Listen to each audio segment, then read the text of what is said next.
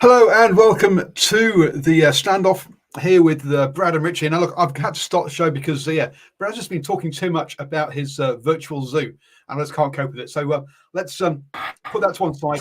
I know it was a bad week, and that you're not happy with the results and stuff. But let's look. We can move on with this. No more virtual zoos. Let's get on to the actual some real action. I will not have you shame me in my zoo making. It's a pastime of mine that takes the stress away, especially after what I had to watch on Anzac Day. So evening, ladies and gentlemen, and thank you for joining us tonight on episode 10, season 5 of the Standoff with Brad and Richie here on New Zealand Sport Radio. We're here live on Wednesdays throughout the season. Richie, well, Anzac round has come and gone, and while there were some big performances on display, the Warriors were not one of them, adding to their Anzac Day losing streak. First of all, how are you, and what do you think of the round? I'm doing well, thanks, Brad. I've had enough time to digest the loss and move on as much as I can. The round felt a bit flat after that. If I'm being honest, not that the other games were bad. It's just when the Warriors play like that in the first game of the week, it kind of spoils the rest of the games for me. How are you though? Yeah, good. Bit the same as you. Hangover from that loss on Thursday kind of sucked all the way through. Especially as I was saying with you and Paul before we went on, I watched the game multiple times so I can do my review. So I had to watch it more than once, which wasn't great. But yeah, the perk, also what I said before we went live, is it was the first game of the round, so we can get into it and forget about it and finally, cut it out of our memories.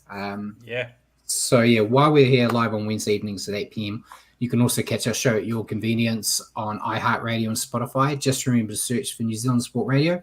As always, we're going to cover everything you need to know in the week that was rugby league, including our top stories of the week, a review of the Anzac round matches. We'll then stop and answer some questions from you guys, as well as questions we've prepared for each other.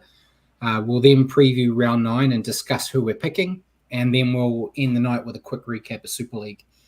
So remember to send us comments and questions throughout the show. And Richie, we may as well jump into the top stories. Yeah, let's do that. There's a bit more this week. Some pretty recent news, which I decided to start on, which was the Rabbitohs have sacked Jason Demetrio, effective immediately. Ben Hornby's come in to take over as interim coach. And there was a few interviews with Blake Solly, who is the Rabbitohs chairman. And the only thing I really picked out of it, he had a lot of discussions on why the board decided to do what everyone has said they were going to do like a month ago. But basically the biggest takeaway was he was asked about Wayne Bennett, and he said they would be very interested if he's willing to take the gig. That was kind of one of two jobs everyone was expecting him to potentially end up at, either the Rabbits or the Eels. What's your take on it? Poor Jason. He's been a dead man walking for a while now. It's an interesting time to do it when they did it on a Tuesday when you're preparing for a game, a big game too. Against the Panthers, Yeah, you think you would either do it at, I suppose, Tuesday for them might be the beginning of the week. They might have a rest day on Monday potentially. But, what's your take? Well, the writing's kind of on the wall. It effectively ends our prediction that no coaches would be sacked. At least Paul didn't get it. Yeah, but they're one of the foundation clubs, and I don't think they're not just gonna sit around while they continue to lose. Not just lose. It was another big loss on the weekend. That's probably about as much as they were willing to see. But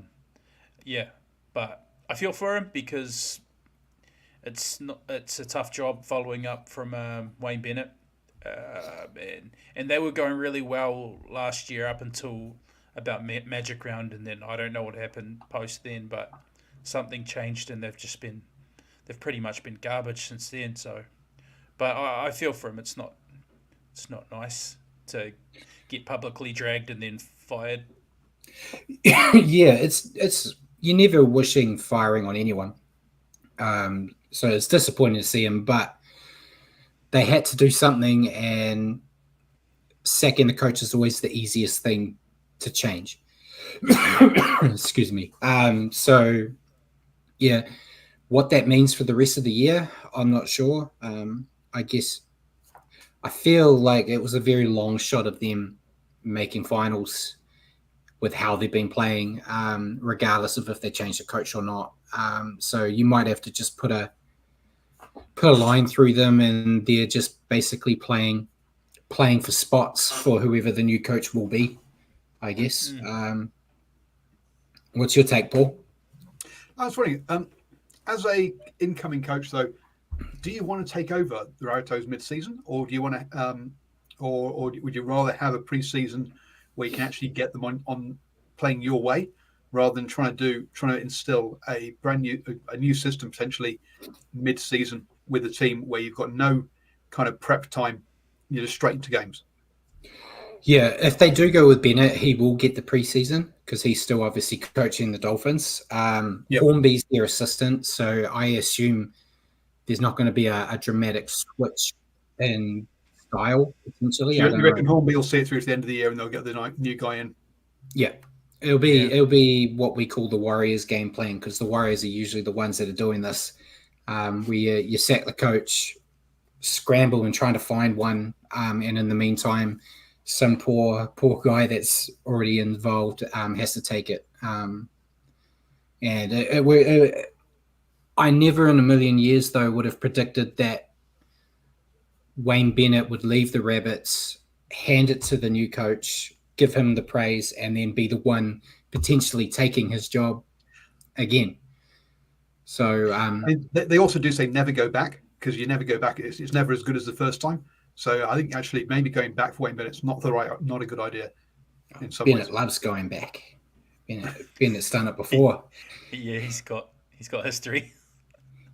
But yeah, there's not a lot of top tier coaches out there, to be honest. You know, unless they wanted to risk doing like what the Warriors did, getting an unproven coach, or the Bulldogs. The Bulldogs have got an unproven, a young up and comer. There isn't really an assistant at Penrith that's had a few years under his belt to be the next one up yet.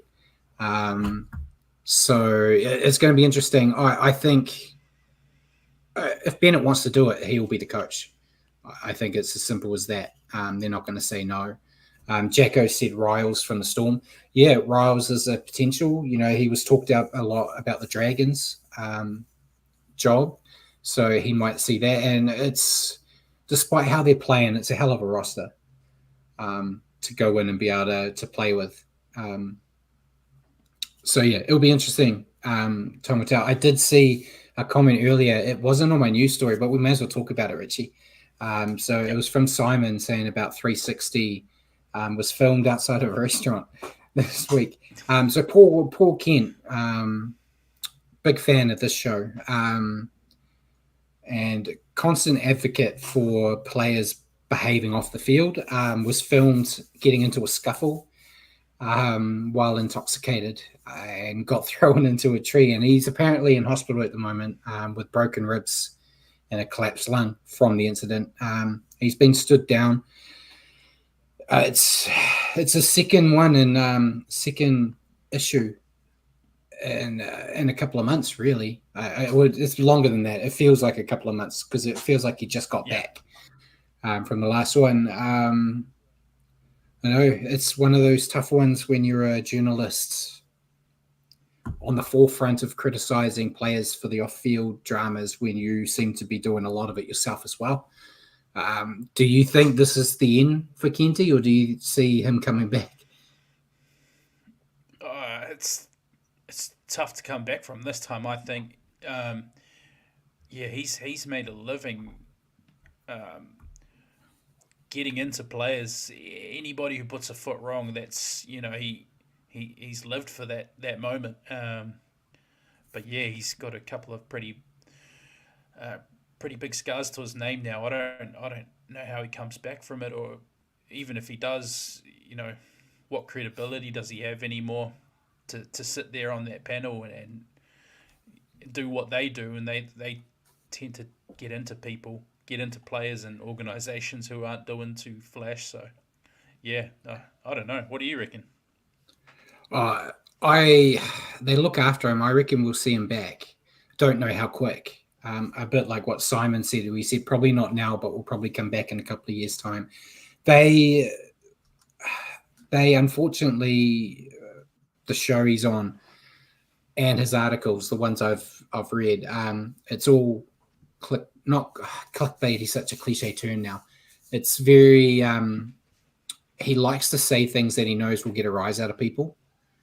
So I think they like him on 360 for that fact. He says things that not a lot of people agree with. And yeah, when you don't agree, you're a bit louder when you want to, voice your opinion. So I think they like that on there. I don't really watch it a lot. Yeah. Like Paul said, a shock jock. I don't watch 360 as much after Aiken left. Aiken, sorry, I always get his name wrong. Because I felt he was a better guy in like keeping him in control than Anasta. But yeah, I watched it on Monday to see if they would actually address it, and they did very quickly. But I don't know. He doesn't have a lot of people defending him at the moment because of his history of putting people out to dry when they do something similar. So it'll be an interesting story, but wasn't going to mention it until I saw Simon did. So we've done it now. We'll move on to some positives. The Warriors Harold Matthews side, we talked about it last week. They were killing all the undefeated teams, got themselves to the grand final, and they did it again, facing another undefeated team. They defeated Western Suburbs 34-16 to win the Harold Matthews Cup in their first year. It's the first time a side's won in their debut season since 1970. I don't have a great history with Harold Matthews due to the fact that we've never been in it, so I don't know how often new teams have come in since then. But you watched it. I know you watched it.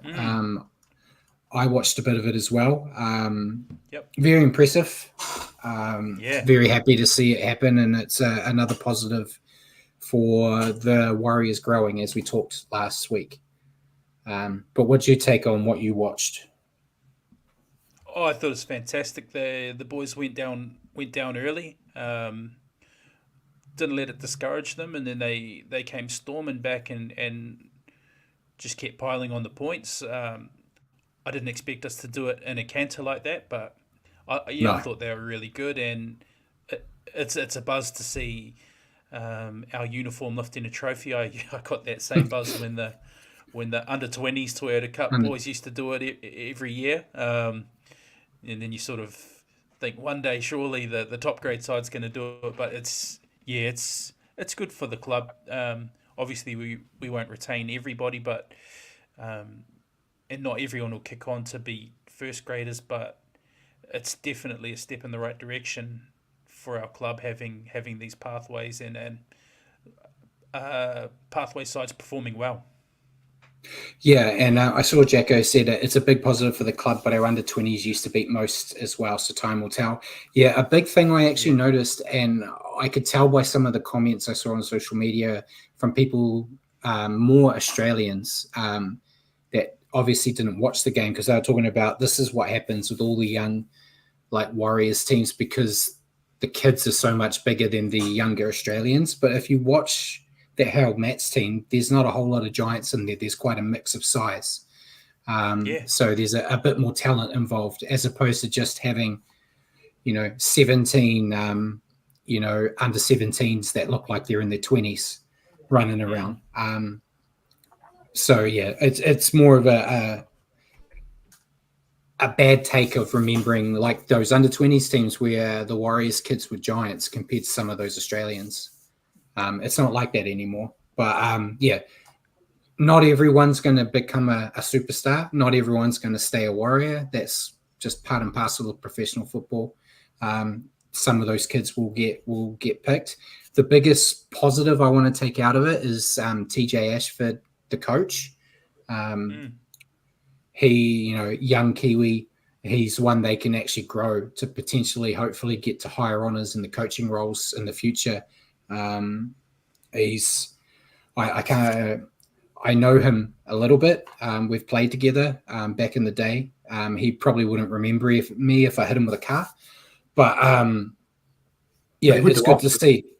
Yeah, he went afterwards, but it's great to see them getting some local, like Kiwi-based coaches instead of just bringing people in from Australia, because that's always been a criticism that the coaching levels in New Zealand are so low.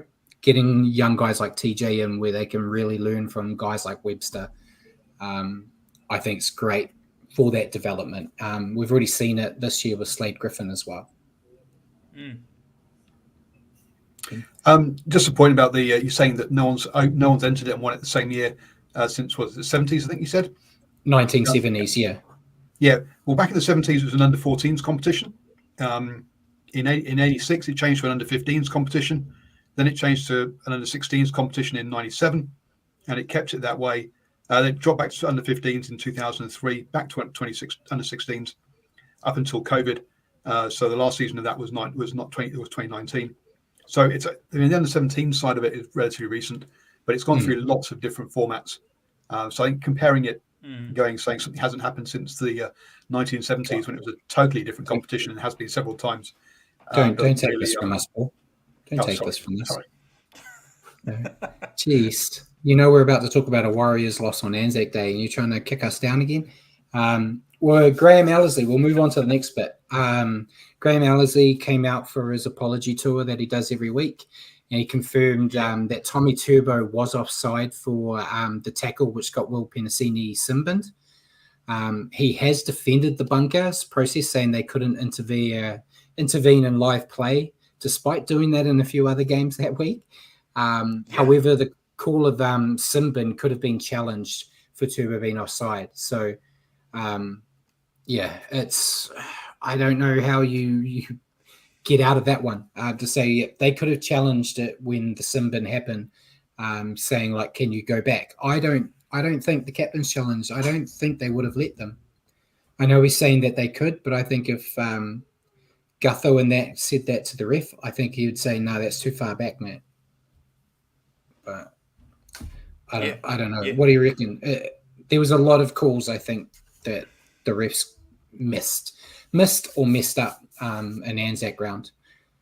Yeah, and they always do. I'm not a big fan of this coming out publicly. I don't understand why this process can't happen behind closed doors to the clubs. It's just wish-washy, coming out and saying what everybody has already seen, and then it's public and everyone's talking about it, and it's just like opens the refs up for more abuse on social media. Yeah, and it doesn't make you feel better. We've had it before where we've had a game lost because of a decision, and then they come in and go, yeah, that decision was wrong, sorry. As a fan, it doesn't make you feel better. I'm sure as a player, it doesn't make you feel better. But I don't mind them saying this is wrong or this is right, as long as there was consequences for it. What's the point in coming out publicly if there's not going to be a consequence? You, as you just said, do it behind closed doors and say, you guys, you missed this, which I'm sure they do as well, because we're not there. But yeah, I know he did come out and defend Api Korosal's try denial, which I still think was a try myself. That was a try. But he's come out and said, no, the bunker got it right there. It's ongoing. We could do a segment on it every week, really, couldn't we? But you really could, yeah. So we'll move on. Luke Keary, he came out with some big news this week. He's going to retire at the end of the season. He had just recently extended his deal, but he's said, no, that's it for me. I've got some of the stats here. Obviously, they're going to get a bit bigger because he's still playing, but played 212 first-grade games for the Rabbits and the Roosters, had 2 games for Australia, 1 game for New South Wales, and 3 games for Ireland. He's also won 3 grand finals, and he was the Clive Churchill medalist in 2018. So big. He's been a hell of a player. He's had a lot of issues with head knocks, which he hasn't said this is why he's tucking it in at the end of the year, but it's what a lot of people are speculating. He's had a great career. So I think he's well within his rights to end it on his own terms. Great. I think the most shocking part about it is they reckon he's only on $800K at the Roosters. So I find hard to believe, but what's your take on Keary hanging it up? Yeah, it's an interesting one given that he's not long ago signed Extended. on for another year. Yeah, so it's I don't know what's made him come to this decision. Whether he's had another, or maybe his body's playing up a bit, or the club's tapped him on the shoulder and maybe offered him another role within the club next year. They do have young Sam Walker there, and Sanders Smith seems to go quite well when he stands in. So it's interesting timing given he just extended, but like you say, decorated career, and hopefully he has a good post footy plans lined up, whatever they may be. I'm sure. Yeah, the Roosters always seem to find roles for their players in some capacity, so I'm sure he'll be fine. But yeah, congrats on a career, and the Roosters are still playing pretty well. He could still end it on a very big high. So they're playing time pretty will tell. well, and now they've got a lot of money going forward. Losing him, Suoliti, Hargraves. Joey Manu, Hargraves. They're going to be cashed up and ready to spend. Money's never an option for the Roosters, mate. You know that. So we'll move on. Tigers, they've been doing okay, so we haven't really had to talk about them a lot recently, but they have announced that Shane Richardson will stay on as the CEO for at least the next 4 years. I looked at it at face value and I think he's been doing okay. That seems like a no-brainer. Yeah. Looking on the media, though, seems to be a lot of people upset about it. I don't know if that's... I don't know enough about him to give an honest opinion, but I don't know if that is still some influence from the old boys that were ousted. Maybe their mates trying to back them up, but I feel like the Tigers seem less of a mess since he's kind of taken the role on. It helps that Benji's done something with the team where they're not winning every week, but they're not an embarrassment every week like there have been. So, I'm happy with it. Next year you add in Luai and Taruva, and if they're starting to form a decent enough roster where if they start winning games, then no one's going to care, are they? The negative chat goes away. Yeah, exactly. So we'll see. He seems to be very opinionated, which might be a reason why people are off him a bit. But you kind of need that in that type of role, especially a team like that, which, the moment you put a foot wrong, they're in every article across the ditch. So, good luck for him, and we'll see what happens. Moving on, Latrell Mitchell. He apparently is considering withdrawing from Origin selection for New South Wales so he can focus on the Rabbits. With Madge saying he's going to pick New South Wales on form, I don't know if he'd be selected anyway, but as I filled you in before we jumped on, there's been talks, not confirmed either, that the NRL may reject this proposal, saying that it's in the contract of the players that they're obliged to make themselves available despite them allowing Kalen Ponga to do the exact same thing last year. So I don't think it's going to be an issue. I don't know why the NRL are pushing it, but I don't think he's going to get picked. I think there's more than enough talent that are performing better than him right now. And if he is picked with how he's been playing and not playing due to a suspension, it kind of throws everything Madge said when he took the job into disrepute, because he went from that I'm only picking on form, not on what you used to do, and then you pick a guy who's not playing well. yeah, I don't know. I don't see him getting picked anyway. But what do you reckon? You're the New South Wales tragic on this show, so Yeah, and if I was a selector, I'd take the decision out of his hands and not pick him. He's not been playing well enough anyway, and if he's come out and said he's considering withdrawing, his head and heart's not there. So yeah. I wouldn't select him. Simple as. Yeah, cool. We'll move on. Continue with the Rabbits. They've given Lachlan Elias permission to negotiate with rival clubs. A big and quick fall from grace from the guy they trumpeted as the man to take over from Adam Reynolds. We'll talk about it in the signings part. They've apparently signed a guy from the UK that they are going to hand the reins to. But yeah, I think Lachlan Elias is a decent player. We talked about it when he was dropped, said I thought it was harsh that he was the one singled out and dropped. So I don't think he's going to be without a club for long if this is actually still going to happen. You never know. There might be a Wayne Bennett might say, yeah, I'm taking it, but I'm keeping Lachlan. And then it all changes again. You don't know.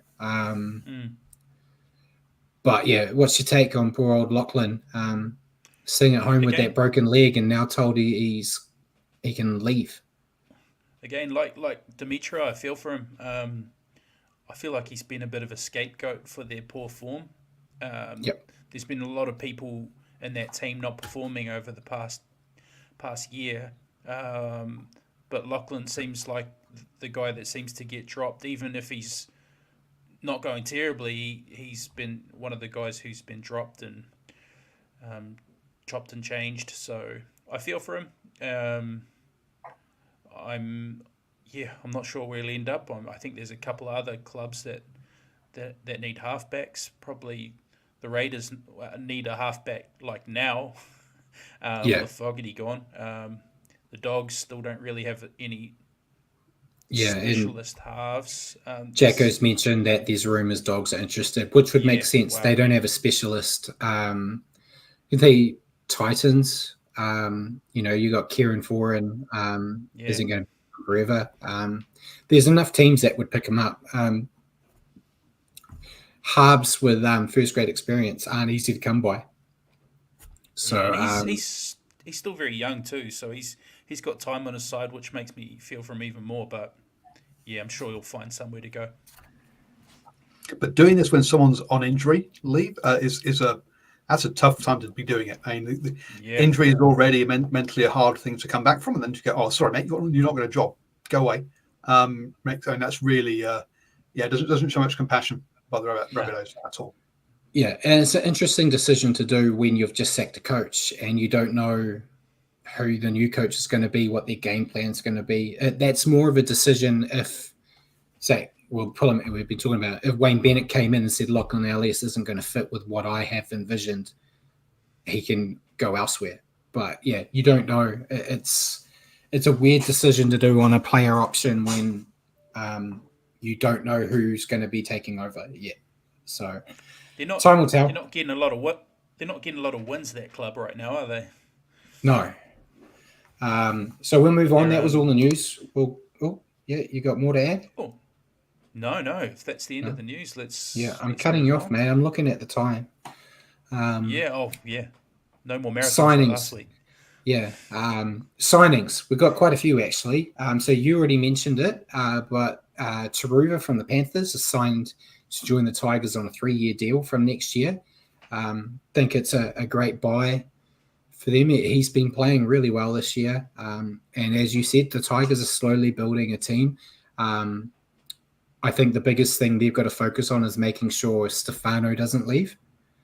They need him to stay. I think getting all these talented players in there will probably make it a more desirable outcome for him to stay. But then you also have teams like the Panthers who are looking for a middle to replace James Fisher-Harris. If the Panthers are knocking on your door, are you going to stay with the Tigers? Probably not. But I think it's another great addition to the Tigers. Any thoughts you have on that before we move on? No, that's a good deal. yeah, another former Panther. They're starting to get a few of them now, but yeah, They're the it's new certainly going to Bulldogs. help them. They are the new Bulldogs. It's going to help them. Yeah. And then we talked about it last week, but it's been made official. Cowboy Kulikifu Finiaki. Super apologize for getting that wrong. He signed a 3-year deal to join the Dolphins from 2025. We mentioned it last week where it kind of was on the cards when they signed extended Lukey that they needed to let someone go, and yeah, he was the one. I think he's been playing pretty well this year for the Cowboys. He's also in my fantasy team, which has been helping me. But yeah, I think it's a great addition to the Dolphins. They need to get in some younger talent with some of those older boys ready to hang it up. So congrats on him. You got any takes on him? It's a good pickup. He's Yeah. Like you say, he on the weekend is quite good as well, and yeah, he's quite explosive, young Fini Fuiaki. So good pickup for the Dolphins. Yeah, and the Dolphins also extended Max Plath until the end of 2027, which I think is good. He's been playing quite well for them. Then the Broncos, they got a double. So they extended Billy Walters until at least the end of 2026. Kind of no-brainer when Daddy's the coach. He's going to stick around. And they've also signed Jack Gowiski. I always get his last name wrong. Yeah. Who was granted an early release from the Cowboys. So he's joined the Broncos effective immediately. Handy pickup for the depth, I guess you'd say. Yep. Sure. And then the Rabbits, as we talked about, it hasn't been officially announced by the Rabbits, but it seems like all things of pointing to them signing Lewis Dodd, who is the halfback for St. Helens, on what's rumored to be a 4-year deal. Apparently, he's told his teammates at St. Helens that he is leaving to go to the NRL. It's just the Rabbits haven't made anything official yet. I guess they're a bit busy with other news at the moment, but it'd be interesting. The Super League players in the backs don't always deliver when they come to the NRL. Forwards are usually pretty good. We're seeing a bit of an increase, Dom Young's been doing really well, and George Williams was okay when he got here until he got homesick and went home.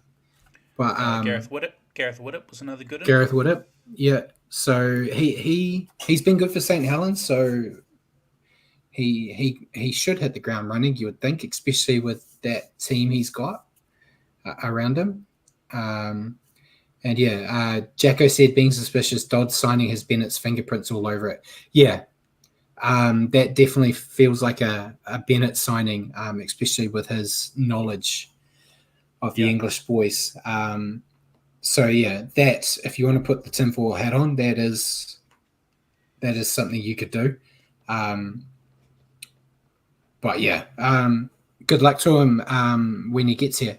So anything else you want to add on those signings before we move on? Nope, let's go to injuries. Not as many. I've got four big ones, I guess you'd say.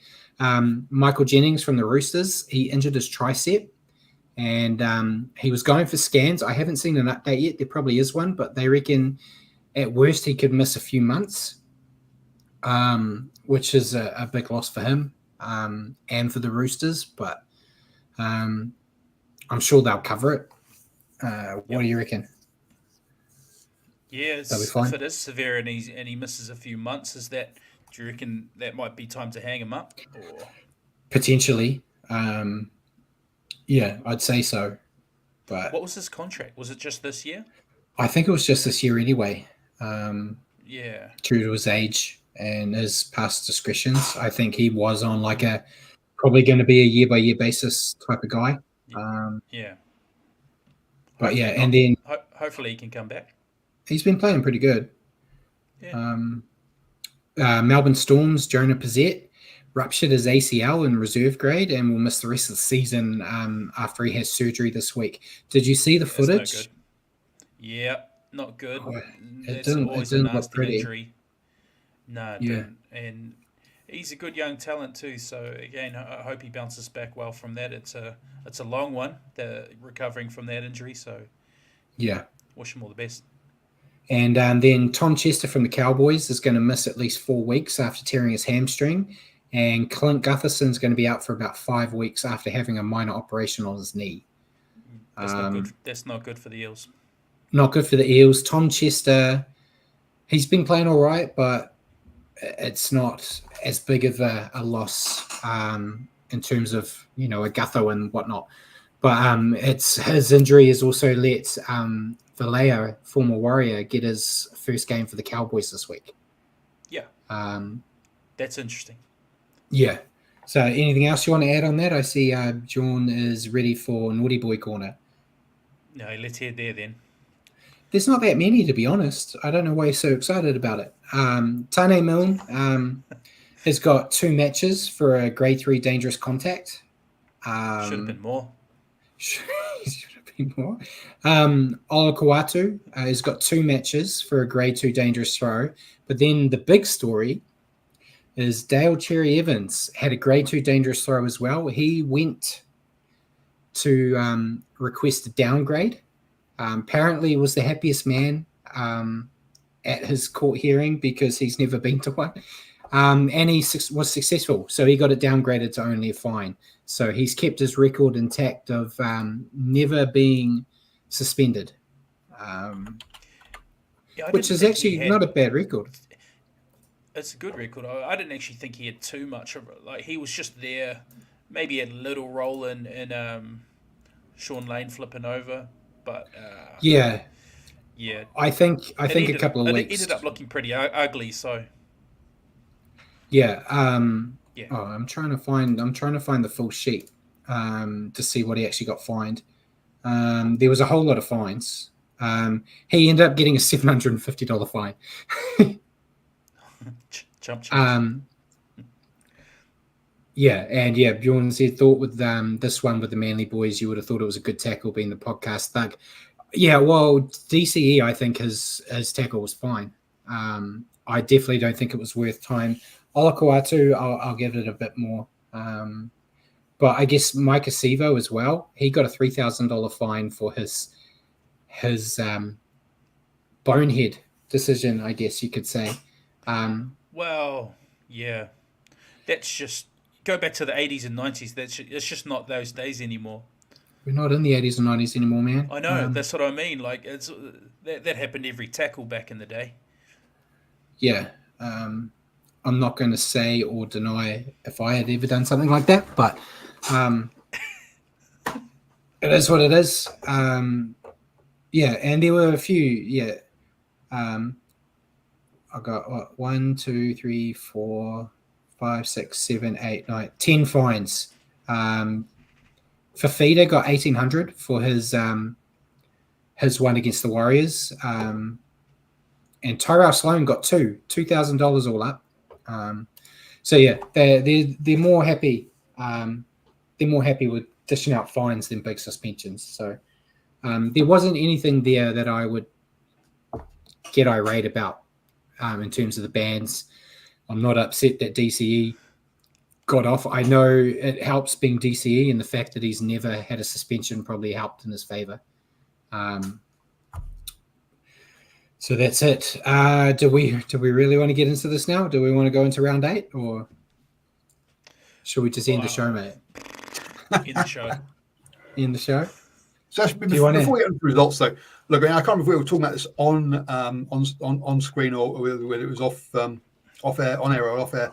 But we talked to this last week in a chat that basically this is a great opportunity for the Warriors to show they can put on a good show, because Anzac Day games are games that get a bigger audience than normal. A whole bunch of people who wouldn't necessarily follow the league will be tuning in for those sort of ones.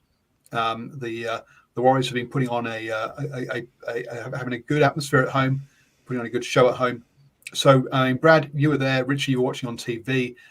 As far as Anzac Day shows go, how was the non-game side or the non-playing side of the game this weekend? I thought it was good. I think I don't know how it came across for you, Richie, watching on TV. I think they always look better when it's nighttime. Yeah, I was going to say that. Being in the afternoon, I think, takes away some of the spectacle. Like at Melbourne, when you watch it, they turn all the lights off and it looks amazing. But in reality, when Melbourne, they do the anthems, they do the last post, and then they play. So they don't really put on a show. But the spectacle looks good. But like the Warriors, I made sure I got there early to see. They had tanks and stuff all around the stadium that you could go look at. They had poppies up, and they had like the band, the Army Navy band thing, doing their little boom boom booms with the drums and stuff. You know, Richie's the musician here; he can help out a bit more with that. But and I think the only negative was, unfortunately, the guy singing the New Zealand national anthem, his mic wasn't working properly, so it was cutting in and out. I don't know what it sounded like on TV, because where I was, the crowd were actually singing it too, so you could hear the anthem still through the crowd, but I don't know if that transferred to the television experience. But I was very happy with what they did. I just think, if it was nighttime, it looks better. But I think they delivered a good performance up until that whistle, basically. about the kind of the I don't know if Rasmus has, but the show. How do you come across on TV? Yeah, I thought it was good. The anthem, no, it didn't come through the TV well, Brad. It was noticeable the microphone cutting out. But I share the exact same thoughts, Brad. I'm used to watching us go over to Melbourne, and then it's nighttime, and they've lights out in the light show. It looks really cool to add to the drama a bit. But other than that, I thought it was quite good up until kickoff, like you said. Yeah. Cool. So it's kind of again important about getting some of the big games, and also maybe getting the second team over here is all part of the stuff that the NRL commercial or media department will be kind of interested in, as well as to, can you put on a good show for these important games or important rounds like Anzac Round. I enjoyed it. Jack said pre-game was basically the same as most others. They don't go all out of the way with like a big army display or anything. They did the anthems and all that, and did the post. The poor little man standing up on the hill by himself. I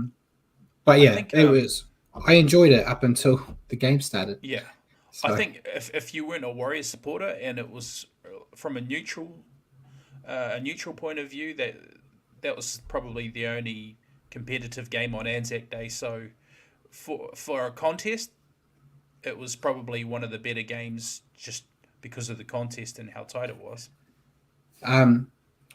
Before we talk about this game, because we're really trying to not talk about this game, Paul can jump into if he wants. The Anzac round. I loved the Anzac Day games, doing the anthems, last post and all that. I don't like that they do it for all 8. Myself, I feel like it, after you have 3 games where they do all of it, because it's actually on Anzac Day, but then Friday, Saturday, Sunday, they're doing the anthems. I get every team wants to show their acknowledgement, but I feel like it should only be for the teams actually playing on that day. And there's only so many times you can listen to the last post in a weekend. For me personally, just tune in later. Yeah, but I feel like it takes some of the special feeling of playing on Anzac Day if everyone's doing it. Yeah, I get what you're saying. Yeah, it's the day. But the rugby union side, I think, they also did it as well. On there, and so it's kind of part of. If you didn't do it, you get moaned at and told, and people would throw their toys out the pram. But I get where you're coming from. But I think it's now become so much. You'd be disrespectful to the nation if you didn't do it. So I think it's part of the ritual that you have to do. It's just a random thought that popped into my head. I didn't mention it in the news section. The NRL, you might not have known, Paul. They put up social media posts about for the second year in a row, they put their Anzac post out where they forgot to mention New Zealand. Got flamed for it, quickly changed it. But yeah, we'll move on, mate. We'll move on. Let's get it out of the way, Brad. Kicking the round off, the Titans tear the defeating the Band-Aid off. Warriors 27-24. Yes, 5-4 here for the Titans. AJ Brimson with 2, Tanner Boyd, David Fafita, and Lofi Khan Pereira. For the Warriors, Chance Nickel-Klustad, Adam Fanor-Blake with 2, Rocco Berry, the other try scorer. Yep. Titans have been building slowly the past few weeks, as we've talked about on the show, and I thought they had a solid outing. They survived an early onslaught by the Warriors, and I felt like they were targeting the Warriors' edges. They defended well, shutting down a lot of what the Warriors threw at them, particularly in that final 20 minutes. And they held their nerve when a comeback looked on the cards. I said to you and Paul before the show, when I was there watching that comeback, going, I feel a little bit for the Titans here, because it feels like for the third week in a row they're going to get pipped at the post. But no, they didn't panic. They didn't do anything to like put the game out of reach either. But I thought, all in all, with what they've been doing and how they've been building, I thought it was a very good performance from the Titans and a well-deserved victory. Your thoughts on the Titans? Yeah, I said it last week. I didn't feel like their first one was far away. Unfortunately, it was a week at our sooner than you wanted. It was a week sooner than I wanted. Absolutely. I thought they were good value for their win, and their big game players really stood up. Brimson, Fafita, and yeah, they were gritty in the end. We were the team sort of coming home with most of the ball and scoring a couple tries to bring us back into the game, but yeah, they were good enough. The Titans, they were good enough to hold on and take the win. And your thoughts on the Warriors? Yeah, extremely disappointing from us to lose to a previously winless team. The most disappointing part for me was it seemed like no lessons had been learned from some of the previous games. It almost seemed like a carbon copy of the week before against the Dragons, where we start fast and then just go off the boil completely and just give away piggyback penalties, make mistakes, hand the opposition plenty of ball, and just let them do their thing with it. And I don't think we defended our conceded penalties and mistakes well at all. Saw a couple times, particularly the Brimson's first try, I think, when they got the ball and went wide and Dallin turned in and then gave Khan Pereira a free run down the sideline and an easy pass back in for a try. Happened right in front of me, mate. Yeah, I know. And tries like that just shouldn't happen if you're defending well in your systems. So, yeah, I'm looking for a response this week. I need to see a response. Yeah. As you said, it felt a bit like a repeat of last week with a strong start and then a collapse after a mistake. It looked to me like they didn't have a plan B on attack. So when the Titans were shutting down the gameplay plan that works, they kind of struggled to create anything. I know we were talking with Ruin Hammer. It was basically bash plays was what they resorted to, which work. A few tries, which I think they were harsh, getting taken away. But that's just what's happening a lot with the NRL, unfortunately. And on the defense, yeah, they struggled to defend. It felt like they weren't trusting their inside man to do their job. I don't know if that's a flow-on effect on, especially the side that was hit most was Rocco and Dallin. I don't know if that's them not trusting that Sean with his injury can do what he needs to do, and then it's a flow-on effect that it just goes out and out and out. I don't know. The only bright sides for me, you know one already because I couldn't stop talking about it, was the debut of Zion Mayu and the late-stage comeback attempt. Other than that, it was pretty embarrassing. Zion, I love him, as you know. Oh, yeah. Big fan, and I was telling Paul and you before we jumped on, there was a stage in this game after Camprera got that try at the start of the second half where I mentally switched off. I was broken. I was a broken man, and it lasted until Zion got on. It may have helped, where our tickets are, Matt. It may have helped that about 3 rows, a couple down from me, was all Zion's friends and family. They all had the shirts. So they were very animated when he got on as well, which may have helped wake it up. But the crowd in a whole kind of died out for a big portion of this game. And he brought energy to the game and energy to the crowd. So naturally, because he impressed everybody, he got dropped this week. So there was a noticeable lift when he came on, though, right? Yeah. Yeah, good energy, very promising. Gives you that Paliacina vibe almost, which is I know that's why you've added him as your new favorite. He has that same kind of energy. He's been my favorite. He was my favorite warrior last year and hadn't played yet. I've just been banking on expectation and hoping that he didn't completely, have a dud when he got out there and given his chance. So I'm happy that he did. He did well. And yeah, Jacko said Mo could be a late change for Laban this weekend. Yeah, we'll discuss that when we talk about the teams because I've got my thoughts on that too. As Paul, Richie, and Ruin Hammer have already been barraged in comments last night from me about it after the team was named. But yeah, Paul's already mentioned David Fafita led fantasy points. Who did you pick as your player? I went Brimson. Could have easily have gone for Fafita. He was outstanding. Yeah, I think it's Brimson in his natural position. Threatening, dangerous. I thought 2 tries and he gave us a lot of headaches. That's the hack that Paul has outed me as being. I've gone with David Fafita. I thought they went up another level when he came off the bench. He immediately, as soon as he got on, he was causing problems. Helped set up tries, got a hell of a try himself. And yeah, he was a big difference maker. But yeah, AJ, I couldn't argue his selection either. I thought he was fantastic, unfortunately.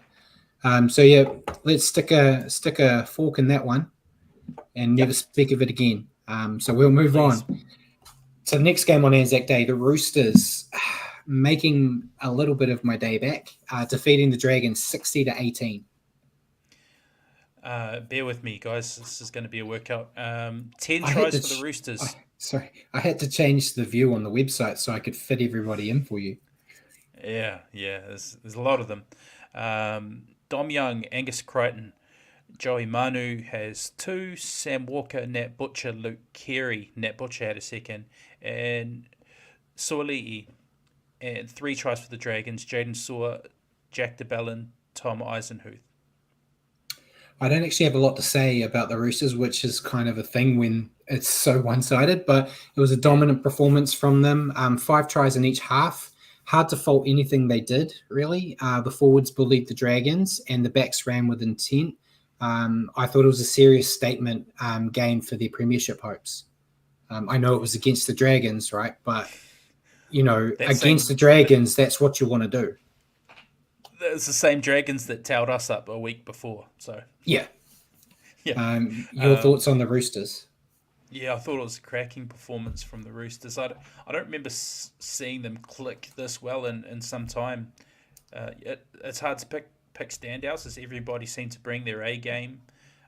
Like you said, Brad, this version of the Roosters is a pretty scary proposition. There's a big if they can discover consistency because they haven't been the most consistent this year. Yeah, your thought on the Dragons? I wonder where this Dragons team was last week. They lost Sully in the first collision of the game, which caused them to have to reshuffle. I think they moved Eisenhuth out there for either way. I don't think they were winning this one. They just never at the races. Wasn't competitive. Yeah, Dragons made less errors than the Roosters, I think. I might have got that stat wrong. Paul will probably search for in the background. And they scored first as well, but it was the defense that let them down. They looked like turnstiles against a rampaging Roosters outfit. Being under the pump for most of the contest, their pack struggled. They've played decent this season, I think it's fair to say. Yeah, the Roosters had 8 errors to Dragons 6. So it's not like a landslide in difference, but you would see that scoreline and go, surely they had double-digit errors, right? But I think they have played decent this year, as much as I don't like to admit it, but they were showing up 100% here. This is kind of the performances I expected to see every week. But well done to the Roosters. Paul, give us your... Yeah, looking at stats, I mean, obviously the Roosters led all the attacking stats, but the one that kind of jumps out is missed tackles 50 by the Dragons, 22 by the Roosters. That's a lot of tackles to miss. When you've made 303 and you miss 50, that's a chunk. Yeah, it looked definitely. Like it. And I know you're going to quickly look at who the fantasy leader was, but who did you pick, Richie? I guarantee one of us probably got the fantasy leader. I went Sam Walker. Yeah, he was superb. Had his hand in everything. Got a try, set up a bunch, kicked 10 from 10 out of the tee. 10 from 10's not bad. It's pretty damn handy. Yeah, he was outstanding. Yeah, and Paula said Sam led with 90 points. I went with Dom Young, so I didn't go with the fantasy leader.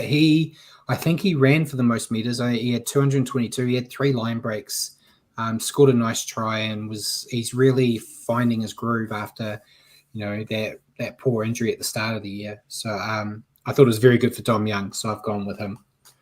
Nice. Move on to the next game. Another one-sided victory. Storm defeating the Rabbits 54-20. Another team with 10 tries as well. 10 tries for the Storm. Ryan Peppenhausen with 2. Xavier Coates with 3. Will Warbrick, Harry Grant, Cam Munster, Tyrone Wishart, Joe Chan. For the Rabbitohs, Jacob Gagai with 2. Tane Milne and Cam Murray. Yeah, just like the Roosters, this was a canter for the Storm. Could easily have cracked the 60-point mark if they'd kept their errors in the single digits. But they just look far too lethal out there. Everything's clicking. And they're another team staking their claim for higher honours. Your thoughts on the Storm? Yes, sure things in life, death, taxes. Melbourne winning on Anzac Day. Winning on Anzac Day. Yeah. You could add Warriors losing on Anzac Day to that one. Yeah, they just know how to get up for it on Anzac Day, and again, just like the Rabbitohs, all their it's hard to pick out standouts, but Munster was eye-catching for me. He looked back to his show-stopping best. One of the tries he set up for Coates with a sort of catch the ball and then kick out wide I saw that playing all over my social media feeds all weekend. That's what he does best. Yeah, and your thoughts on the Rabbits? Yeah, another shocking performance from the Rabbitohs. Proved to be the line in the sand. It's cost their coach his job. Really interesting to see how they respond now. It can go a couple of ways. Teams, they'll either keep getting thrashed for the rest of the year, or sometimes you see teams have a bit of a bounce back when they sack their coach. Yeah, Rabbits just continue their trend of struggling to defend and letting themselves down with poor discipline. Team just looks out of answers. After giving fans some slight hope last week, they're in for a rough few weeks unless they can pull off some miracles because they've got a hell of a run coming up.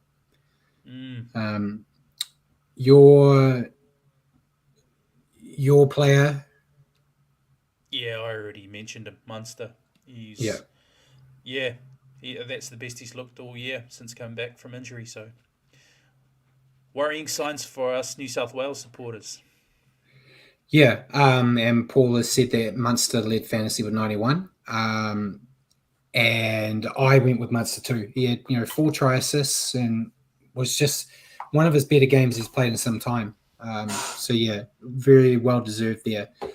So that was all the Anzac Day games. So we'll move to the Seoul game on Friday. Oh, Paul, you got something to say? I was going to jump in on Simon's question. Who does Bunnies play again? So they've got Penrith next. Then they've got Panthers, Dragons, Cowboys, Eels as their next before they have a bye. Yeah. They could possibly beat Dragons and Eels there. Yeah. Yeah, I think the back-to-back Storm Panthers was going to be the struggle for them. Yeah. But yeah, Friday, the one game on Friday night, Sea Eagles defeating the Eels 32-18. 5 tries to the Sea Eagles. Tommy Talau, Tom Trebojevic, Daly Cherry Evans, Ruben Garrick with 2. 4 tries for the Eels. Micah Sevo had a hat-trick and Bailey Simonson. Yeah, a solid enough night for Manly. Missed a few opportunities, but were clutch with the conversions, which kept the pressure on the Eels. Tightening up their defense with the game and the balance in the final 10 really helped them too. And a well-deserved win at home. Your thoughts on Manly? Good comeback win from Manly. They weren't at their best in the first 40. They trailing 14-6 at half time, but they pulled it on the second 40. Did well to take advantage of a couple of sin bins, and they finished over the top of them. Yeah, and your thoughts on the Eels? Good first 40 from the Eels. Had me questioning my tip. I went with Manly, but I was starting to worry there for a minute. After a hat-trick to Sevo, he went from hero to villain, getting sent to the bin for an elbow on the ground, effectively ending any hope that the Eels had there. Yeah, Eels are in this match, but lost it themselves due to ill discipline. Although, as we already talked about, one sin bin should never have happened. And their goal kicking accuracy, missing all 4 conversions, certainly didn't help. Attacking still a bit clunky without Moses. But they need to sort out the basics when facing genuine threats. It's as simple as that. If they had done some of the basics right, they could have easily walked away with a win here. They've got a bye this week, thankfully. But, the week after, I think they're still not going to have Moses, right? Moses is out for a bit. And they've got Gutho out as well. So no Moses, no Gutho. It's not getting easier. And, Micah... as you said, hero to villain. He can do some amazing things for them, but he can do some real stupid things. It's not the first game this year where Sevo's done something stupid. Yeah, your player to stand out. I think we picked the same guy. Garrick. He looked really good. Yeah. Looked threatening. Couple tries. Yeah, the fantasy leader, Garrick. I went with him too. Yeah, 2 tries, 100% at the goal, kicking at the tee as well. He's just always there to. He's always a shot at getting a try, and he's very seldom poor at the tee. So he's always going to help Manly get that win when push comes to shove.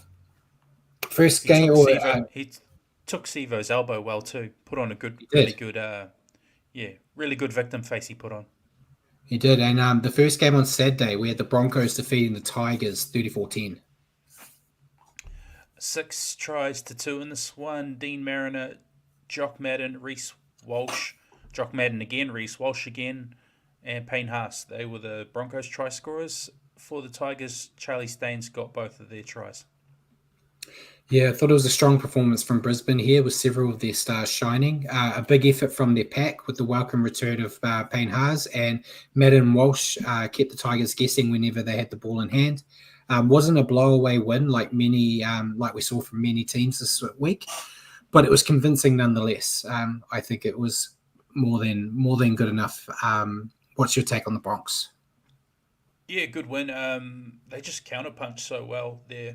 Their opposition can have more ball and be looking good. Like I thought the Tigers, in the first half, they weren't bad. They had enough ball, but then before you know it, the Broncos score 2-3 tries and take the game away from you. They're just that counter-punching kind of team.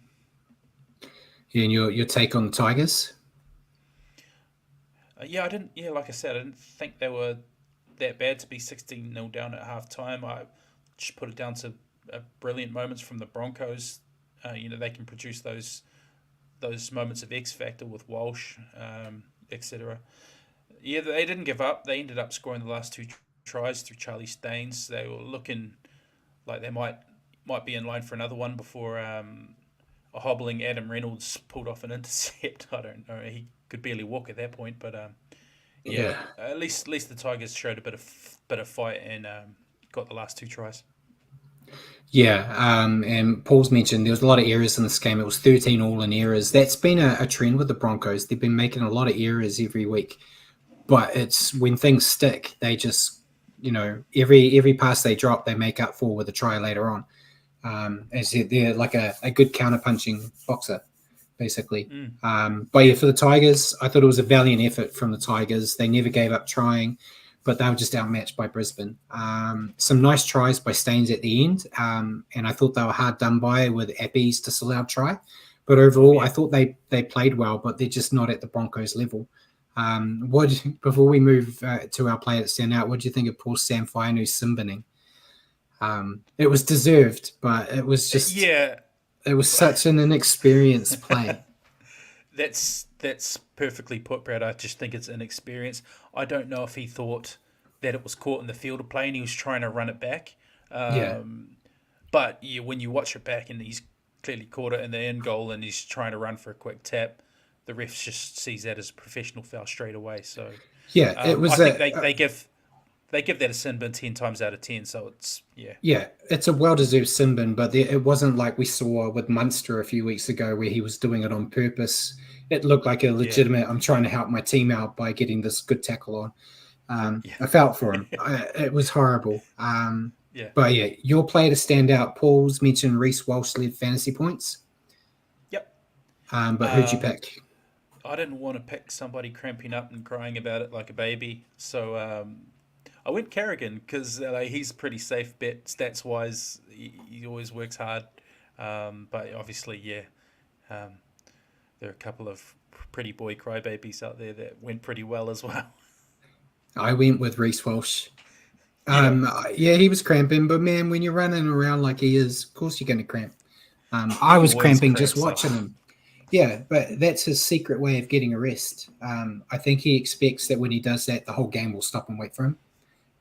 But it doesn't. But he was fantastic again. He really was. He's one of the better attacking players in the NRL when he's got his mind right. And Paul said Brad cramps walking to his car. I'm going to probably cramp trying to get out of this chair, mate. I'm old. But he's one of the best attacking players when mentally he's in there. You only see him kind of fall apart when he gets the red mist. He's like a little baby Cody Walker at times. And defensively, he still has issues, but the way they score tries, if push comes to shove, if you're relying on him being the weakness on defense, you're in trouble because they're going to outscore you anyway. Another great game for them. We'll move on. Second game on Saturday, the Panthers holding back a defiant Cowboys in the end, defeating them 26-20. 4 tries apiece for the Cowboys. Semi Valame, Valentine Holmes, Fini Fuiaki, and Jeremiah Nanai. For the Panthers, Brian To'o, Dylan Edwards, Paul Alamotti, Liam Martin. Goal kicking the difference. Valentine Holmes 2 from 4, Nathan Cleary 5 from 5, 4 conversions and a penalty goal. Yeah, strong start from the Panthers. Made it look like they were going to blow the Cowboys off the park. Brian To'o and Alamotti looked dangerous on the edges. They got the win. But if I was going to be negative, it looked like the Panthers let the foot off the gas and almost let the Cowboys steal this one, which is something they can't afford to do against top 4 sides. But, we're Warriors fans here right now. I would take a 26-20 win any day of the week at the moment. It looked a bit un-Panther-like at the end there. They still did enough to win. Your take on the Panthers? Let Paul chime in. Yeah, I was going to point to that point. You talked about taking the foot of the gas. They had 45% possession, less time in possession, less runs, less run meters, less post contact meters, less line breaks, less tackle breaks. Yeah. Only average set distance and kick return meters were better. So I think a case of the team executing, but better, but actually not getting most of the stats on there, most of the stats against them. Yeah, I thought. They weren't quite at their best, the Panthers, but they do what the Panthers do. They held on and found a way to win. I just wanted to shout out to Brian To'o, who played out of his skin. I think, what was his tackle break count, Brad? Did you have it handy? I think it was 20. Round about 20, I think I read, which is insane. In his 100th match. So, yeah, I don't. When you look at it, it's just his 100th match, he seems to have been around for such a long time. Um, and he's got one grand final loss and 3 grand final wins in a row. So that's in 100 matches, he's already done 21 tackle breaks. Paul's going to say that, yeah, he just jumped off because I was too quick looking up those stats. Yeah, it's crazy. 100 matches, and he's done more than most people will do in their whole career. Yeah, and your thoughts on the Cowboys? I thought they were dead and gone, to be honest. But the Cowboys showed what they can do in the second half. Not many teams put 20 past the Panthers' defense, so they showed they can foot it with the best when they're on. It's just finding a way to be on more often. Yeah, I thought they looked shell-shocked at halftime, the Cowboys, and it looked like the game was over. It was 18-4 at halftime, but they held their nerve and started to make inroads in that second half and made a game of it. But their errors stopped the magical comeback, especially, Valentine Holmes was almost certain to score the game, or at least tie the game up. Who knows what would have happened after that, but it was a slight bobble. Unfortunately, they need to work on playing for 80 when facing the big boppers. But this was a step in the right direction, I thought. Losing by 6 to the Panthers when you could blame a lot of things on yourself isn't a bad day at the office. Obviously you want the win, but there was a lot of positives I think they could take out of it, at least. But your player. Oh, yeah, and Paul, before you said, yeah, To'o had 21 tackle breaks, and the next best in the game was Dylan Edwards with 8. And crazy. Brian To'o, obviously, he led with 77 in the fantasy. Yeah, I went with To'o. I already went on about him, so. Yeah, I went with him too. As you said, it's very hard to tackle him. He is always, safe money to bet on him to score every game. And yeah, just it's amazing what he's been doing. Especially, I know he's played. It's surprising he's played 100. It feels like he hasn't been around that long. Feels like he's just new on the scene, but he's obviously not. But yeah, he's a player they really don't want to end up at the Tigers. He's one they'll want to keep. Yeah. But yeah, fantastic game from him. Going on to our first game on Sunday, the Knights ruining my multi. Defeating the Dolphins 18-14. And yeah, as Paul just said, please note Brad's gambling advice isn't great. Yep. Yeah. This one was 3 tries apiece for the Dolphins. Oren Keeley, Jermaine Issaquah, and Jake Averillo. For the Knights, David Armstrong on debut, Dane Gagai, and Tyson Gamble. Yeah, Knights were written off by many, including myself, with Ponga missing. But it looked like they didn't miss him much. With David Armstrong filling him well, I thought Armstrong did pretty good in his first game out there. I guess you could say they missed some of his attacking spark as they struggled to create scoring opportunities in the second half. But they need to be credited for their defense in the dying stages, forcing a Dolphin error in the final stages when it looked like they were going to either steal the win or force it into Golden Point. They will be a tough opponent for the Warriors this week.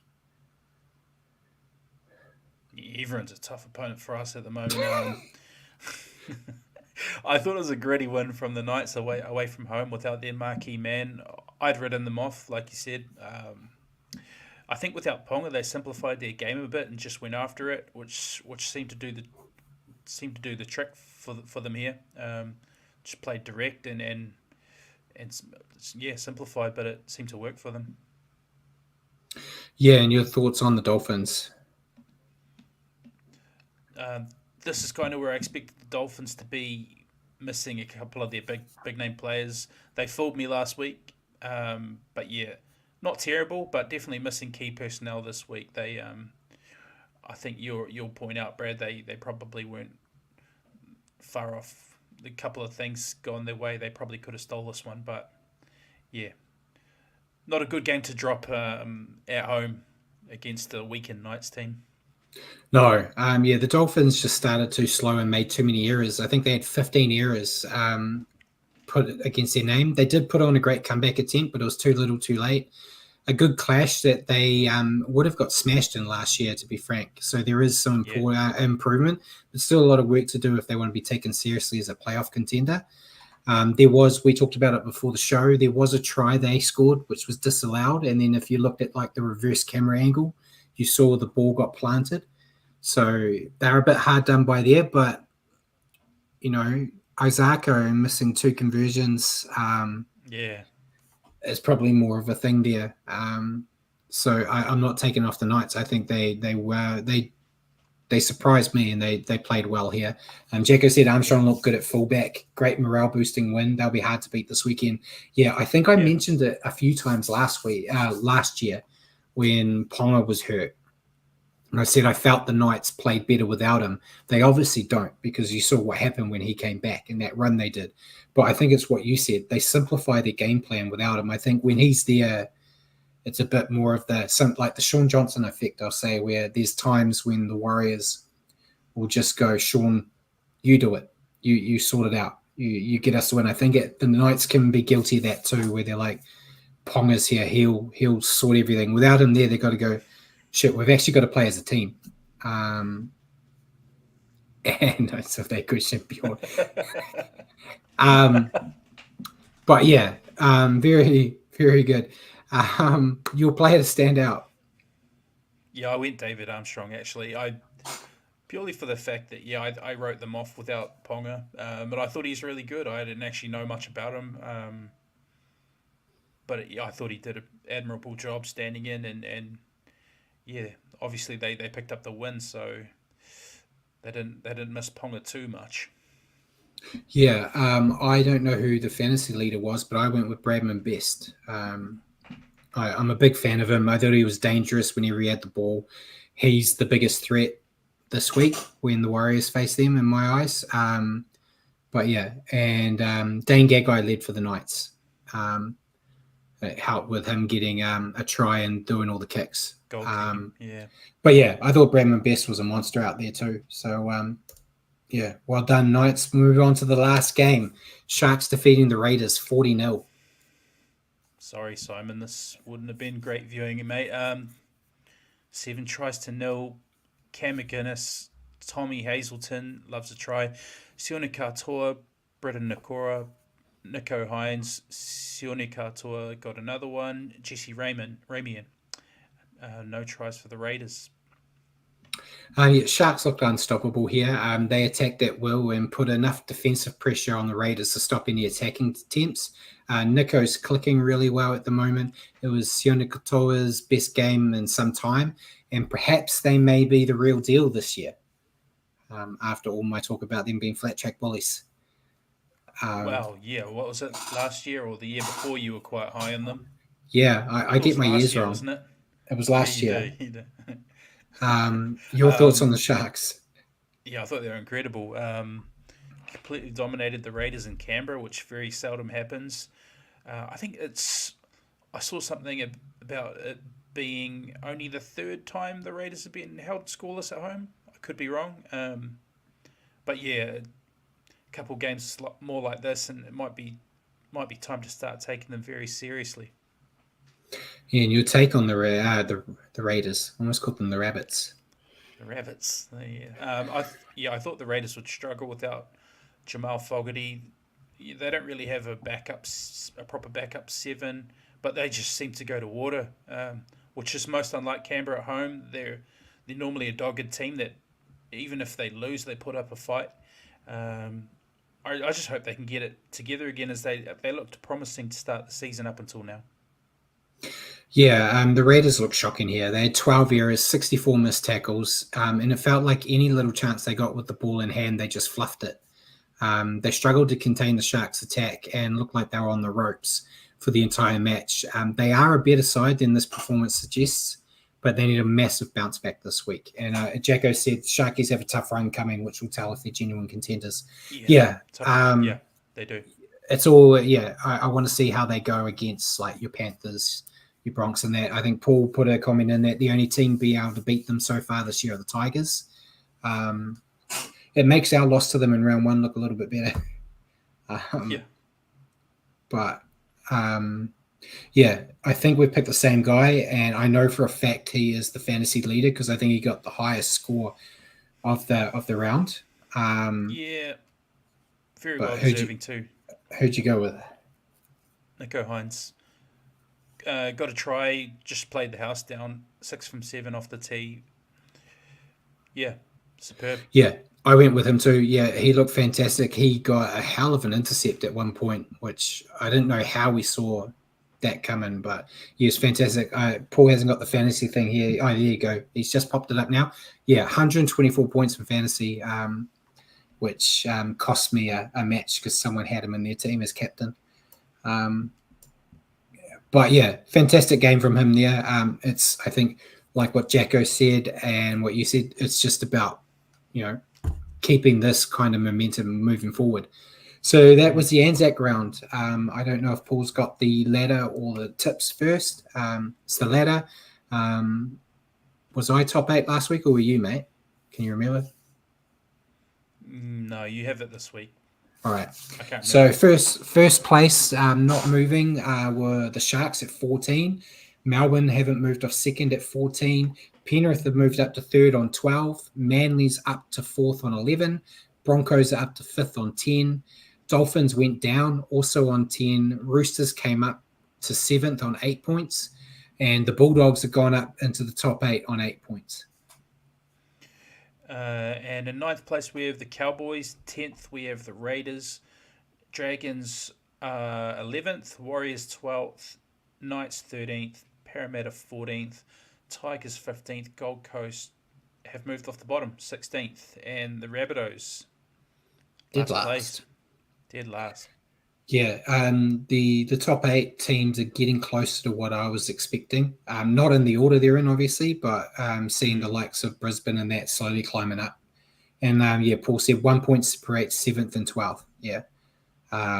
So it's still anyone's game. There's still going to be a lot of movement, I expect. But hopefully we see the Warriors come back up. So next up is the tipping.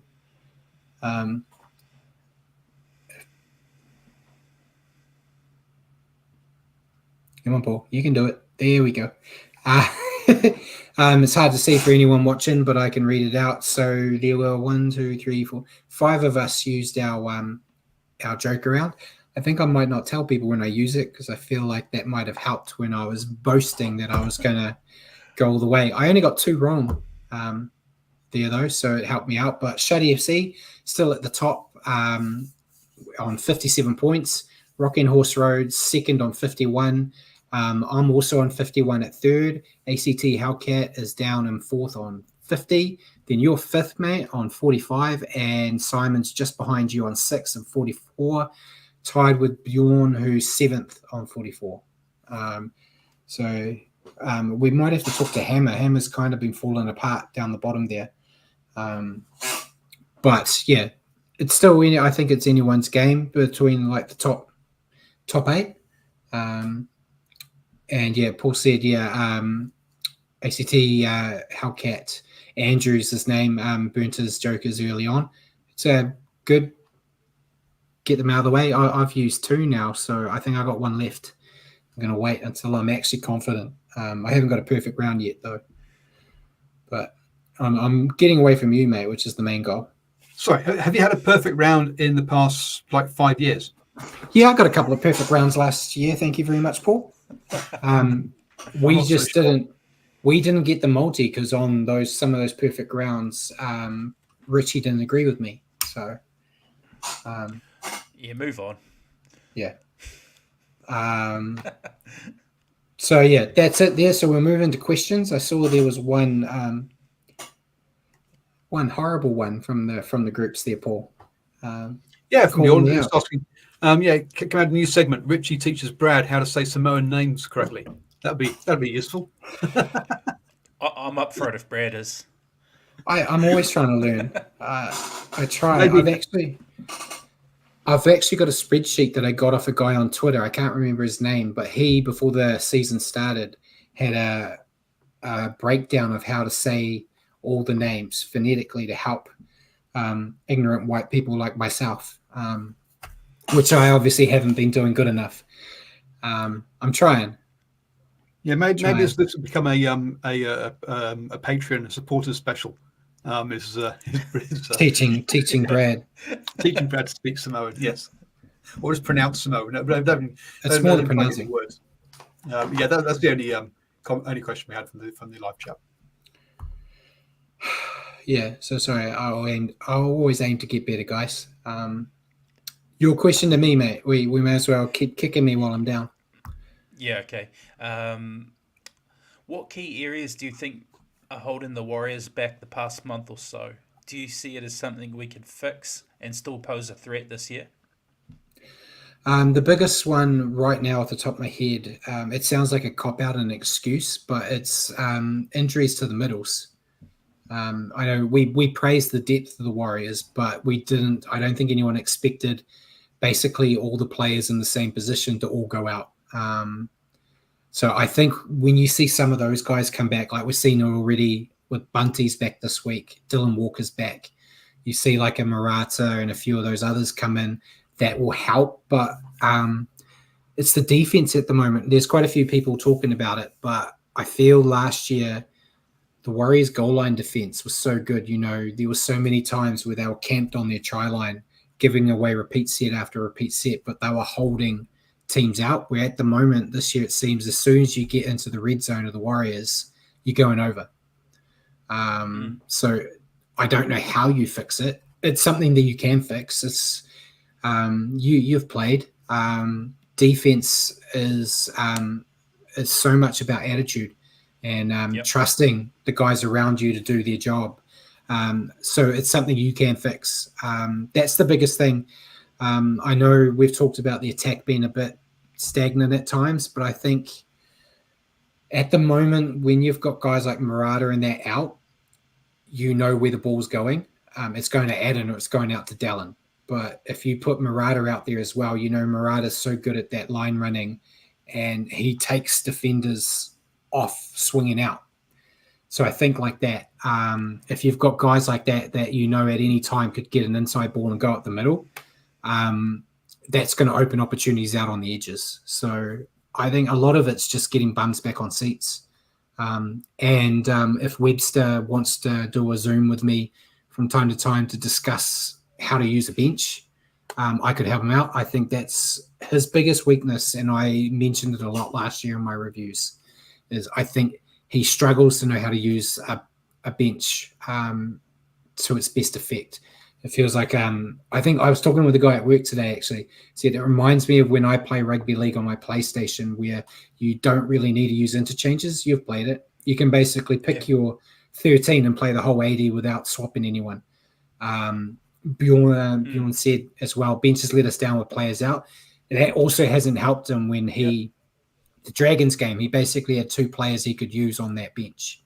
But yeah, it's all learnings. He's still a youngin. It's not like he's done a Kidwell and forgot a player on his bench and forgot to use him. But yeah, I think they can still pose a threat. I know it's a dark time at the moment for Warriors fans, but I think there's still enough time to turn a corner. They've got some tough games coming up, but the back half of the season it's not that tricky. So there's still a way where they can link some points together. Potentially it'd be a bit like the Knights where they went on like a 10-week run to kind of shoot them up. But yeah, what do you reckon? You say the back end is not that tricky. After we just lost to the Dragons and the Titans. But yeah, I don't. It's a tough one. I agree very much with the injuries, like you and Bjorn have pointed out. We seem to have had a drop off after making great starts, which maybe not having the personnel to come on and hold the momentum when we take off AFB and Mitch Barnett. Mitch Barnett. So, when we get personnel back, that helps there. I do think maybe we need to add in a little bit of variation into our attack as well. We're very stuck in our ideas of we hammer the right hand side. We put up high balls and chase well to trap them in the corner. Are we underutilizing Roger on the left? Do we need to do a bit more that way? Because we seem to use him a lot, just dropping him back underneath and bringing him back infield. But I don't know if we're setting things up for him, and he's a strike weapon, like we set things up for our right hand side. Yeah. I'm still cautiously optimistic we can bounce back, but I just want to see us bring a bit more than what we've seen over the past month. Yeah, and Jacko said we need 2 wins before the bye, then can kick on with players coming back. But silly errors and penalties, etc., must be fixed. Yeah, some like Dylan Walker. I thought he had a good game back, but that penalty he gave where he kicked the ball, that stuff you shouldn't do. Stupid. That's amateur. So the next 4 games before the bye are the Knights, Roosters, Panthers. Dolphins. Panthers, yeah. So Knights and Dolphins have got to must-win games. Yeah. We could be the Tigers, though. We could beat the Panthers this year, mate. We could do it.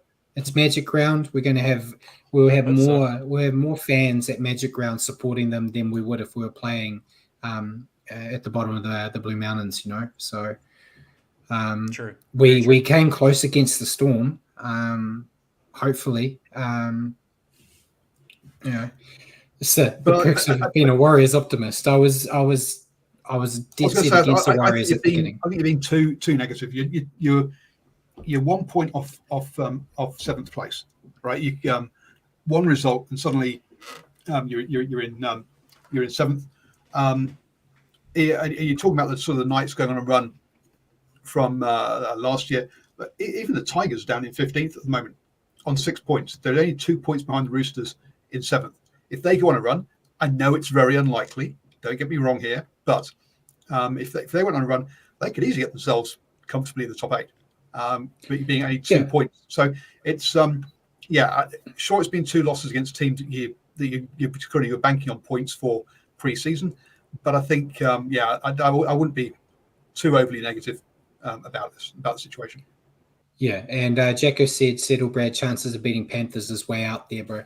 Yeah, that's true. But if you want to be a serious contender to go all the way, you got to beat some of the top dogs. So stranger things can happen. Yeah, I wouldn't put money on it, but every fighter's got a puncher's chance, So we'll see what happens, but we got a couple of games to worry about before we get to there. So my question to you, mate. Looking at the time, I probably shouldn't have used it because I know I'll rant about it for the next half hour. But the discussions in the media regarding removing kickoffs has got loud again after Moses Sully got knocked silly this week from the kickoff. Do you think the NRL should remove kickoffs from the game? Sully got knocked silly. I like that, Brad. Yeah, nice bit of wordplay. Got to use that degree for something, mate. Cannot remove kickoffs from the game. Absolutely not. I don't even know why it's a discussion point. Where does it stop? I understand kickoffs. You get a long run up into a big line of tacklers, but fullbacks. You can steal stealing my argument, you bastard. Fullbacks face that same thing when they receive a kick on the last tackle and head back to the line. Where do you stop?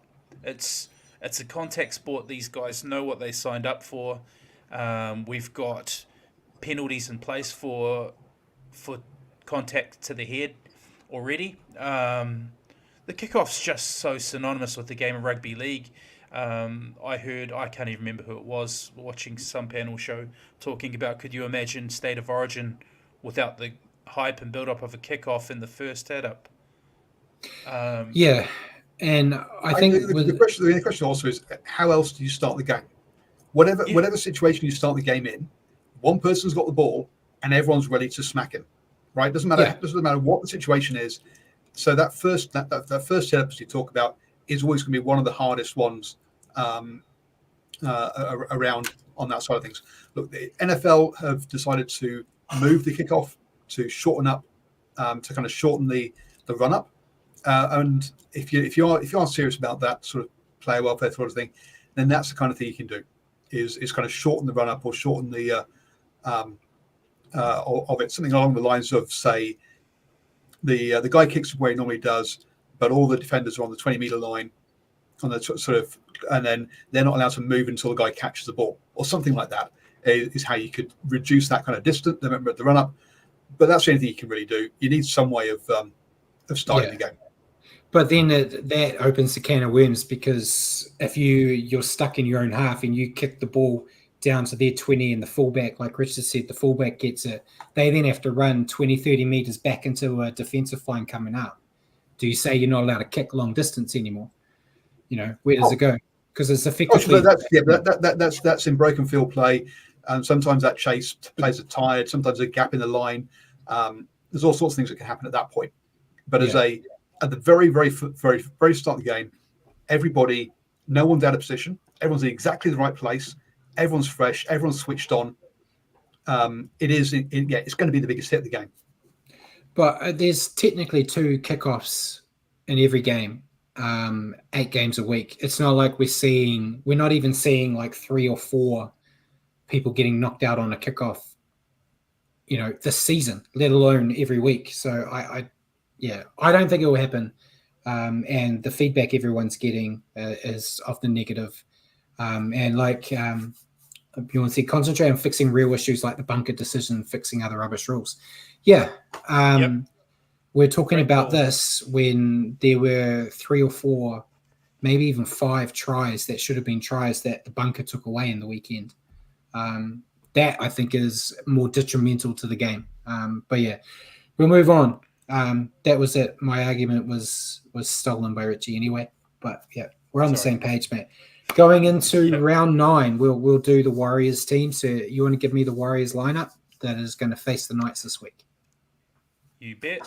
Fullback CNK as always. The wingers Dallin Watene-Zelezniak, Marcelo Montoya. The centres Rocco Berry, Roger Tuivasa-Sheck. The halves Tamari Martin, Sean Johnson. The forward pack Anfanor Blake, Wade Egan, Mitch Barnett, Jackson Ford, Kirk Capewell returns, Tohu Harris, lock and captain. Interchange at this stage, Dylan Walker, Tom Ale, Jacob Laban, Bunty R4 returns. Yeah, so what's your take on the lineup there? I'd be shaving Jacob Laban from the interchange and bringing in Zion Mau.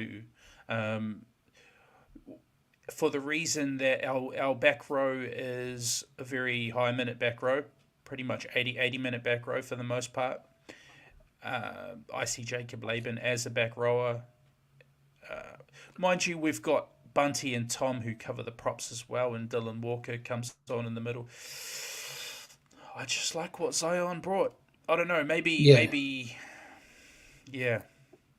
I wanted to see him again. Yeah, I think Jacob didn't really. He had a down game last week as well, which is probably helping my opinion of keeping Zion there. But I think we discussed when I was ranting and raving last night. I see Jacob with Ford and Capewell there. I see Jacob as he'll get on if one of them gets injured, or he'll get 5 minutes with how Webby uses his interchange with a player like that, where I feel if you are going to say Jacob gets 5 minutes or Zion gets 5 minutes, I feel like Zion would do more in that 5 minutes than what Jacob would do. Jacob's a hell of a player. That's no disrespect to him, but I feel like if he's not a player that will give you an intense 5 minutes, where I think Zion, if you said you only got 5 minutes, mate, he's gonna be noticed. He's gonna do something out there. Still, we've got a lot of time before they narrow the team down. But yeah, well, my only thing is then what do you do? Because if you took Laban out and put Zion Mau in there, then you've got 3 props. How are you then interchanging them into the game to share the minutes? Well, yeah, Bunty, I know he's got a lot of knockers. He's really good at shoring up the middle defensively when he comes on. So I like that aspect in there. I would be using Tom and Zion as a tandem So instead of throwing Adam and Mitch off together at the same time, maybe you throw one off early, throw like Tom in for a bit of punch. Zion, I would actually like at the 30-minute mark, give him 10 minutes at the end of the first half. Just go out there, do some damage, and then come off. Tom, if you look at how Tom's used, Tom barely gets minutes in the first half when guys like Bunty and that are there. He gets a spell in the second half. So you could almost not touch that and have Bunty and Zion be the ones that replace Mitch and Adam in the first half, and then have Zion's done. He's done his dash, and then it's Tom gets used. I don't know. It is a weird combination. But yeah, I don't know. You're not going to take Capewell and that off. It's hard to say. Yeah, we just don't even get his minutes. Couple of points, I guess. First off, Zion is officially listed as a second row on the Warriors website, not as a prop. This is but he's a prop, man. He's a prop. He's a prop. It takes one to know one. He ain't a second row. I played a few times at second row too, mate. It doesn't mean nothing. You're a prop. He's 21. Last week was his first ever game. Does he need a week off to go work on things before coming back, rather than trying to go back to back on things? I guess my only other kind of comment about that is that maybe perfect, Paul. You can't improve that perfection. Maybe they're looking at player development as part of this, rather than just purely on this game. Yeah, I'm putting a simple hat on again. Andrew Webster does not like Zion. I'm coming out here and saying it. There's an agenda. He should have got his debut the week before. I don't know. I don't know what he's got against him, but he's using him as a last resort where he should be used more. Brad's offended by the fact he's listed as a second rower. That's pure prop, isn't it, Brad? That's what I kind of said to you in our group chat too, Brad. He's a young man. I think he was there as injury cover anyway, and now his time will come. Bunty's back, so his time will come. I feel like what he did last week deserved at least another chance to push. But I just don't see the use for Laban on the bench. But then you say it's can of worms. If you pull my on it, what do you do? Knights, we're actually playing a team. So we've got David Armstrong at fullback. Then we've got Tuala and Marju on the wings. Captain Dane Gagai and Bradman Best in centres. Tyson Gamble and Jackson Hastings in the halves. Jacob Sofiti, Jaden Brayley, Leo Thompson front row. Dylan Lucas, Kai Pierce-Paul in the second row. And then we've got Adam Boyle at lock. And then on the interchange, we've got Phoenix Crossland, Daniel Saifiti, Jed Cartwright, and Brody Jones. It's a pretty good team. It's very similar to the team that played the Warriors earlier this year, with the exception of no Ponga. Still dangerous. It's still a dangerous team. David Armstrong did more than enough to show that he's still a threat. Hastings is really good at putting them into holes. I was hoping that Jacob would be out this week because it looked like he hurt himself last week. But I'm always nervous. It could be like last year where we beat the Knights in Wellington and then we lost in Newcastle. It could very well go that way again. But I've gone with the Warriors. I feel like I've picked the Warriors every week, but I have a feeling the next 2 weeks are going to go the other way for me. So they've got one more. I'm going with a close one with the Warriors here, but what about you? Yeah, I'm going with the Warriors as well. Yeah, I'm throwing them one more chance. I'm giving them one more week before if we drop this one, then I'll probably see you guys next season. You've only been saying that for 20 years now. I'll give them one more week. I'll give them one more year. You're right. Been doing this for over 30 years now, Paul. But I think we can get it done. I've said it the last 2 weeks as well, but the lineup's on paper. The game's not won on paper, but we should put this team away without Ponga. Whether or not that plays out, who knows? But that's another story. I'm tipping Warriors. All right, so we both got Warriors in that one. So we'll bring up the rest of the round. First up tomorrow night, we've got the Rabbits versus the Panthers. I know a lot of teams have that bounce back after a sack coach, but I'm going with the Panthers. Yeah. Yeah, not this time. Panthers. Yeah, and then Friday we got Manly versus the Raiders. I've gone with Manly at home. Manly. Yeah. I think they got to do it. Next up, probably game of the round, Broncos Roosters. I've gone with Broncos just because it's at home. Broncos. They want revenge for Vegas. Yeah. Then Saturday we got Bulldogs Tigers. This one will be real tight too, but I've gone with the Doggies. Doggies. It's an easy pick. Doggies have won every home game so far this season. Yeah, but we'll see. Then we got Titans Storm. I've gone with Storm. Titans will probably be very thankful they got that win in the weekend. Otherwise, they were going to be on another big losing streak. But I don't see them beating Melbourne. I didn't last year too, but they beat them last year. They're sort of living in the past, man. Yeah, I know. I've got a tendency to do that. I picked Storm, so I'll stop rambling. Yeah, arguing for a team you weren't picking. Yeah.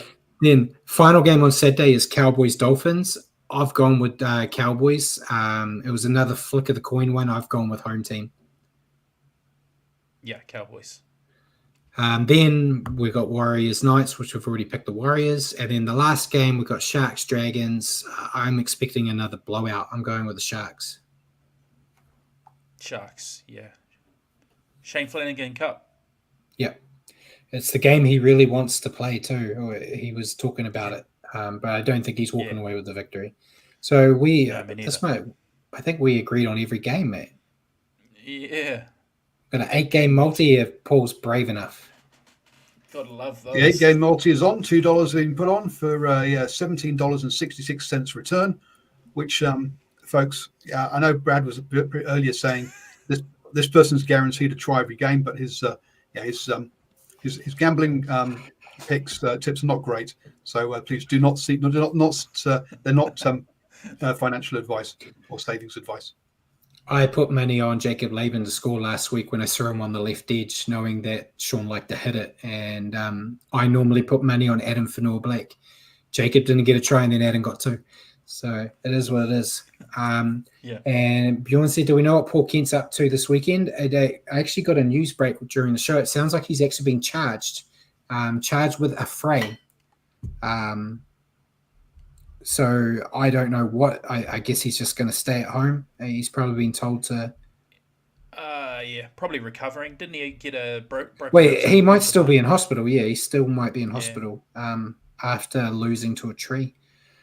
Yeah. He's not fighting this weekend. That's for sure. No. And I was asked on what a fray meant. A fray is an instance of group fighting in a public place that disturbs the peace. So that's what he's been charged with. So that's what he's doing. He's recovering. Fancy offensive assault charges, Simon said. So, yeah, that's the NRL. So we'll get out of here before 2 hours. We just got to quickly do Super League, mate. Ladder's still the same. St. Helens and Catalans are first and second on 14 points. Then we've got Wigan, Warrington, Hull KR, and Salford, all third to sixth, all on 12 points. And London are still winless at the bottom of the ladder with a 0-9 record. And then I know Paul loves doing the Who Cares, but I only do the Super League because we've got a POM directing the show in the background. You know we can't even watch these games anymore. St. Helens defeated Huddersfield 13-12. Hull KR defeated Wigan 26-10. Lee defeated Catalans 30-2. Castleford defeated London 40-0. Salford defeated Warrington 17-12. And Leeds defeated Hull FC 18-12. And then this week, got some good games that we can't watch. Wigan versus Catalans, Huddersfield versus Salford, Leeds versus London, Warrington versus Hull FC, Hull KR versus St. Helens, and Lee versus Castleford. So London will go to 0-10, I imagine, playing Leeds. But Wigan Catalans should be a good game. But anything else you or Paul want to add, Richie? If anybody could think back to what they were doing the day we last got our last win, what clothes you were wearing, please try and do exactly the same. We need a win this week. Get the hoodoos out of the way. Yeah, but yeah, cheers for the chat, fellas.